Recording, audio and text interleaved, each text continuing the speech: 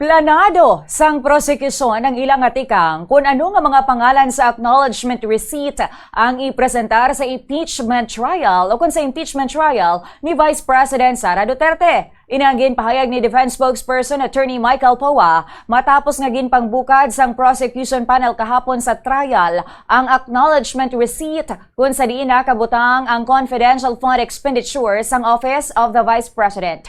Sa amo nga mga dokumento nakabutang ang tumalagsahon kag ang iban makahalamot nga mga pangalan kaangay sa Mary Grace Piatos, Renan Piatos, Nova Santos, Miko Harina, Patiting, Cisfrunio Balsac, Andy Lim, kag Alejandro Piquet. Yara sa 800 ang acknowledgement receipts apang sanggin pamangkot kun nga aayhan amo ini nga mga dokumento ang ginpakita, ginpahayag ni Powa nga kalkulado na ini sang prosekusyon.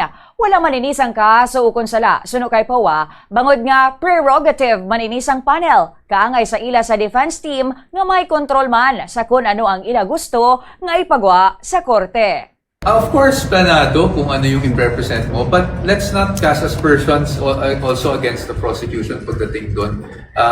Siyempre, strategy nila yan, and it's within their prerogative kung aling ARs. So, sa akin, definitely, kahit naman sa defense, kung ano yung ilalabas namin in a random stock, siyempre po, alam na rin, full control na rin kami kung ano yung ilalabas natin. So, although sinabi natin na syempre alam nila kung anong ilalabas nila, wala naman pong masama doon, prerogative naman po nila yun. Just like magiging prerogative rin ng defense pag kami naman yung representa ng mga ganyan.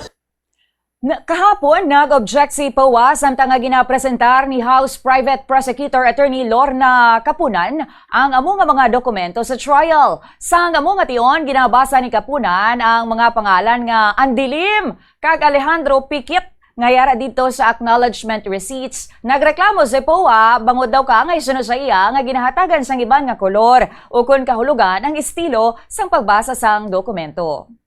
Kung meron man. Yung date of payment po, December 27, 2023 is outside the coverage po nung kanilang period of disbursement, which is December 21 to 31, 2022. Kung merong andilim, siguro dahil Objection, pikit. Your Honor. I'm sorry, but I've been giving leeway to opposing counsel, but I think she's been coloring, the contents of the documents more than what is shown Your in the Honor, I'm document just reading. It itself. says here. And No, counsel Your Honor. can it says andilim. I think you It's know the my way it point, sounds, Your Your Honor. Honor. It's like patiting. That's the way it's spelled. And the next one, maybe you will object again. It's Alejandro A. Piquet. I was gonna say, kanya siguro madali. May pikit ang mata. Pikit. Exactly, Your Honor. Our point, Your Honor. Pikit. Counsel for the panel of prosecutors. I think you know what the counsel for the respondent is talking about. Yes. Kindly proceed accordingly. Okay.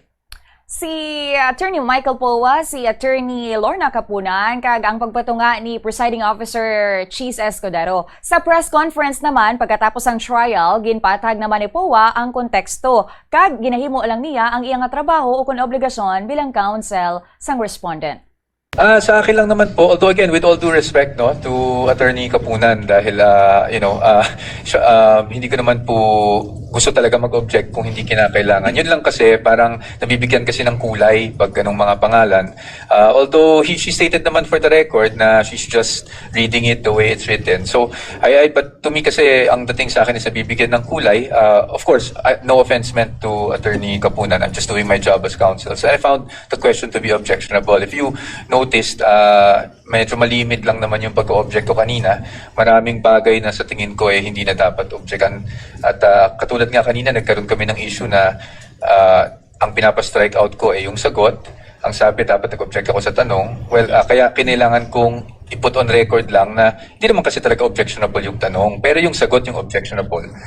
Kaya lang ako nag-object na, actually, I did object. I moved that the answer be stricken off the record. So, may mga ganong bagay, may mga ganong nuances, no? But, again, I respect the distinguished counsel of Attorney Kapunan greatly. So, I think it was, it was an interesting session today. Kaya lang yun nga, hindi pa tayo natatapos.